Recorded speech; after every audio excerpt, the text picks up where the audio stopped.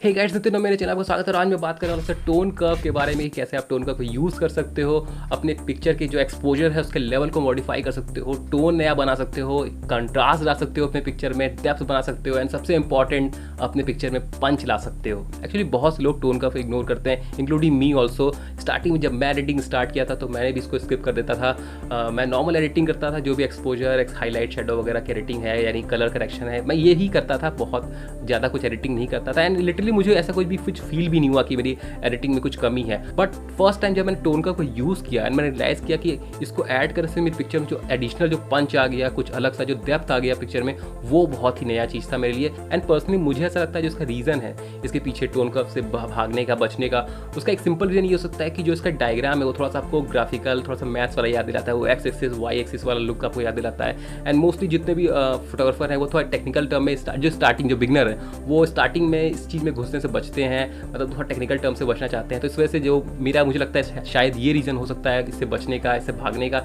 But trust me, ये बिल्कुल भी इससे अलग है। आपको बस इसको यूज़ करना है कि कैसे आप आप काम निकलवा सकते हो, कैसे इससे क्रिएटिव काम कर सकते हो। एंड इस वीडियो में मैं आपको यही सिखाऊंगा कि इस वीडियो को देखने के बाद आपको पक्का रियलाइज़ हो जाएगा कि आपको नेक्स्ट वीडियो देखने की बिल्कुल ज़रूरत नहीं है। जो इसका यूज़ है एक्चुअल में टोन कर्व का, वो आपको कितना ईजिली समझ में आ जाएगा। सो एग्जाम्पल पर्पज़ के लिए जो मैं टोन कर्व यूज़ कर रहा हूँ वो लाइटरूम मोबाइल में यूज़ कर रहा हूँ। आप इसको किसी भी दूसरे प्लेटफॉर्म पर यूज़ कर सकते हो, लाइक फोटोशॉप यूज़ करो डेस्कटॉप पे, या फिर आप लाइटरूम क्लासिक यूज़ करो डेस्कटॉप पे, कैप्चर वन यूज़ करो डेस्कटॉप पे, या इवन अगर आप मोबाइल पे स्नैपसीड, लाइटरूम मोबाइल यूज़ कर रहे हो, आप कोई भी प्लेटफॉर्म यूज़ कर रहे हो। जो टोन कर्व है वो बेसिक सा ही होता है, मतलब आप जो मैं आपको यहाँ बेसिक बताऊंगा ये आप किसी भी प्लेटफॉर्म पे यूज़ कर सकते हो। एंड जो अगर आपका बेस क्लियर हो जाएगा तो आप इससे बहुत ज़्यादा क्रिएटिव पिक्चर निकलवा सकते हो। तो टोन कर्व में अगर बात करो तो दो ही चीज़ सबसे इंपॉर्टेंट है, आपका डार्क साइड एंड आपका ब्राइटर साइड, यानी आपकी पिक्चर में दो जो सबसे इंपॉर्टेंट चीज़ हैं। एंड इसके बीच में जो सारे पॉइंट्स हैं वो एग्जिस्ट करते हैं। जैसे कि अगर मैं बात करूँ टोटल पॉइंट की बात करूँ तो इसमें कौन कौन से जो पॉइंट होते हैं वो सबसे, जैसे मैं आपसे कहा, डार्कर पॉइंट में यानी ब्लैक पॉइंट आता है, एंड सबसे अगर अपर पॉइंट की बात करूँ तो आपका वाइट पॉइंट आता है। नाउ उनके बीच में जो तीन पॉइंट्स हैं, लाइक आपका shadow, mid tone and highlight, ये एग्जिस्ट करते हैं। एंड इसको अगर मैं आपको एग्जांपल के थ्रू समझाऊं इस पर्टिकुलर सीन में, तो आप देख सकते हो जो आपका सबसे ब्राइट पार्ट है, लाइक आपका ये देख सकते हो वाइट वाला पार्ट हो जाएगा। एंड इसके बाद जो लाइट मुझ पर पड़ रही है वो आपका हाईलाइट वाला पोर्शन हो जाएगा। एंड जो प्रॉपर जो मैं यहाँ पे एक्सपोज हूँ, यानी जो बीच का पोर्शन, नॉर्मल पोर्शन है, ये होगा मिड पॉइंट। एंड जो कुछ पोर्शन जहाँ पे लाइट नहीं पड़ रही है वो आपका शेडो पॉइंट होता है। एंड जो सबसे जो डार्क एरिया है आपका वो ब्लैक पॉइंट होता है। तो सेम आपका जो कर्व है वो बिल्कुल इसी तरह काम करता है। हर इमेज में भी इसी तरह से जो लाइट का एक्सपोजर है वो ऐसे ही काम करता है। ना जो दूसरी सबसे इंपॉर्टेंट चीज़ है जो आपको याद रखने की ज़रूरत है कि कर्व को अप एंड डाउन रखना। अगर आप कर्व को अप रखोगे तो आपके पिक्चर में ब्राइट साइड ज़्यादा हो जाएगा, अगर आप कर्व को डाउन करोगे तो ब्लैक पॉइंट अकर होंगे, यानी डार्कर हो जाएगी इमेज। बस आपको यही याद रखना है कि जो ये 5 पॉइंट हैं इनको कब अप करना है, कब इनको डाउन करना है। एंड इसके अलावा आपको कुछ भी याद रखने की जरूरत है। ट्रस्ट में, अगर आपको इसको याद कर लोगे यानी इसको अच्छे से आप फॉर्म कर लोगे, प्रैक्टिस कर लोगे, तो आपकी जो इमेज है वो बहुत ज़्यादा क्रिएटिव हो जाएगी। अब मैं आपको अब एग्जाम्पल के थ्रू समझाऊंगा कि कैसे आप इन जो 5 पॉइंट मैंने आपको बताए हैं इसको कैसे आप अन डाउन रखना है। एंड इसके थ्रू आपको बहुत ईजिली समझ में आ जाएगा कि कैसे आपको इसका यूज़ करना है। सो एग्जाम्पल के लिए इस इमेज को देख सकते हैं आप। तो यहाँ पे मैं सबसे पहले ओपन करूँगा कर्व को। नाउ कर्व ओपन हो गया है। नाउ अगर आप देखोगे तो सिंपल आपको ये लाइन दिख रही है, जैसा मैंने आपसे कहा स्टार्टिंग जो पॉइंट है आपका वाइट पॉइंट है, आपका ये वाला पोर्शन जैसे देखोगे आप, मैं दिखा सकता हूँ, ये वाइट वाला पॉइंट है। एंड ये आपका जो है वो आपका ब्लैक वाला पॉइंट है। अगर इसको आप अप करोगे तो देखो ये ग्रे स्केल में जाने लग जाएगा। इसको डार्क कर नीचे ले आओगे तो आप ये देखो डार्क पिक्चर आपकी हो जाएगी। नाउ अब इसके बीच में जो मैंने आपसे कहा जो पॉइंट्स एग्जिस्ट करते हैं, लाइक आपका जो हाईलाइट्स है, जो फर्स्ट का होता है, जो वैसे मैं यहाँ पे टिक करूँ तो आपका हाईलाइट आ जाएगा। ये पोर्शन आपका हो जाएगा वो मिड पॉइंट यानी मिड टोन हो जाएगा। एंड आपका जो ये तीसरा लास्ट पॉइंट है ये हो जाएगा आपका शेडो पॉइंट। नाउ अब इसको हमको एडजस्ट करना है। अब यहाँ पे अगर मैं आपको एक सिंपल चीज़ बताऊँ तो आप टेक्निकल अगर आप जाना चाहो तो जो सबसे पॉपुलर टर्म है आपके इस कर्व एडजस्टमेंट में वो आता है आपका एस कर्व। लाइक आपका जो कर्व है वो कुछ इस तरह होना चाहिए, एस का शेप बनना चाहिए, तो आपकी इमेज को बोलते हैं परफेक्ट है। बट ये हर जगह काम नहीं करती, जैसे कि आप इस इमेज में भी देख सकते हो कि यहाँ पे ये जो है जो एडिटिंग है वो काम नहीं कर रही।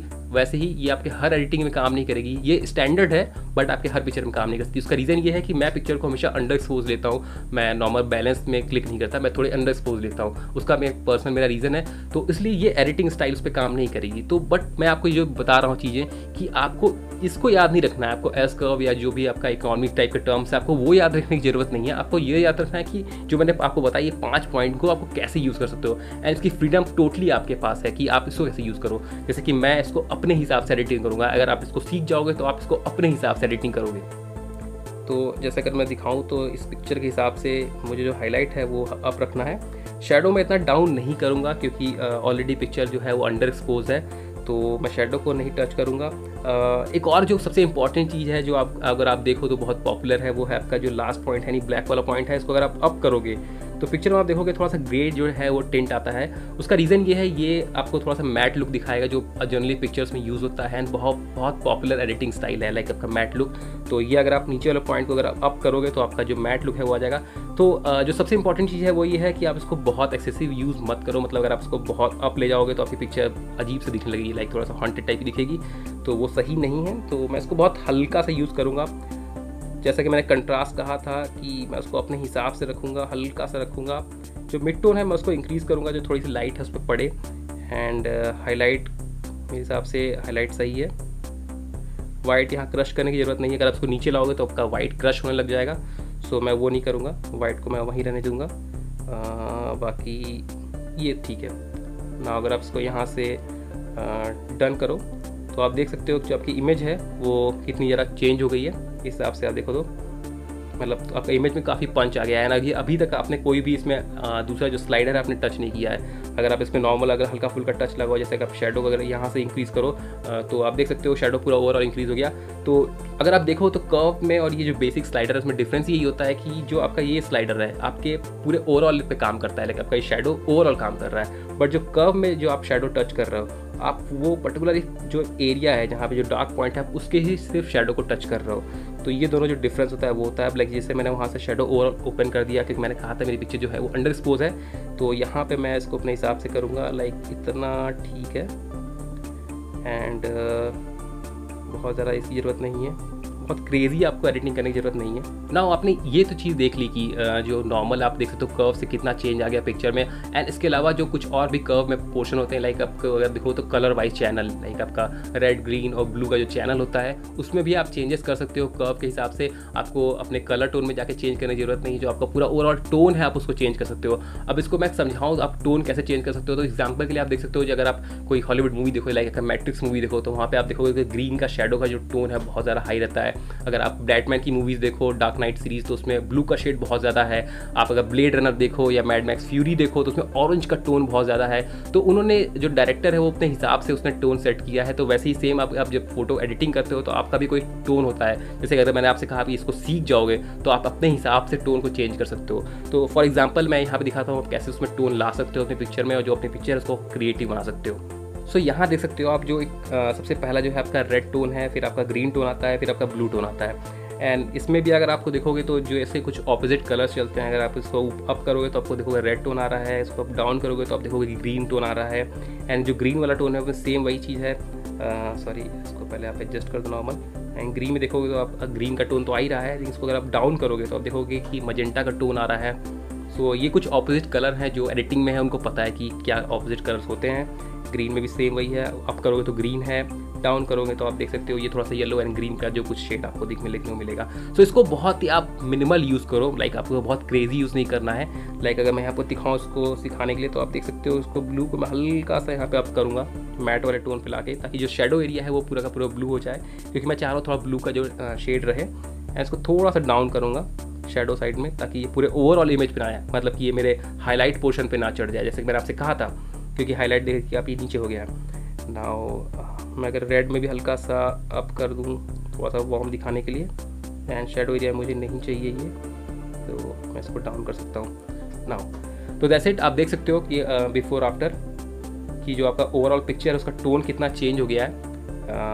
और यहाँ पे अभी तक मैंने कोई स्लाइडर यूज़ नहीं किया है, सिवाय वो हल्का सा जो शेडो है उसको बूस्ट करने के अलावा मैंने अभी तक कोई कलर टच नहीं किया है। मैंने अभी तक कोई भी स्लाइडर टच नहीं किया है कलर व्हील का। मैंने सिर्फ सिर्फ और सिर्फ टोन को यूज़ किया है, एंड उसके हिसाब से आप देखो कि सिर्फ टोन के यूज़ से आप कितना चेंजेस ला सकते हो। एंड अगर आप नॉर्मल्स में और भी एडिटिंग करोगे तो आपकी पिक्चर का जो पूरा ओवरऑल लुक है वो बहुत ज़्यादा क्रिएटिव हो जाएगा। सो आपने देखा कि इस टोन कर्व की हेल्प से आप अपने टोन में जो एक्सपोजर है उसको तो चेंज कर ही सकते हो, प्लस जो मैंने आपको बताया कि रेड, ग्रीन और जो ब्लू का जो आपका चैनल है उसको भी यूज़ करके अनलिमिटेड स्टाइल ऑफ आप कलर्स बना सकते हो। जो आपका मन करे आप उस हिसाब से उसमें क्रिएटिव स्टाइल बना सकते हो, अपना खुद का प्रीसेट बना सकते हो, खुद का टोन बना सकते हो, खुद का स्टाइल बना सकते हो। सो आई होप आपको वीडियो पसंद आया। वीडियो को लाइक करना तो बनता है, फोटोग्राफी के टिप ट्रिक्स एंड न्यूज़ के लिए चैनल को सब्सक्राइब करना तो बहुत ही ज़्यादा बनता है। इस हिसाब से मिलता हूँ आपको नेक्स्ट एपिसोड में, तब तक के लिए बाय, पीस।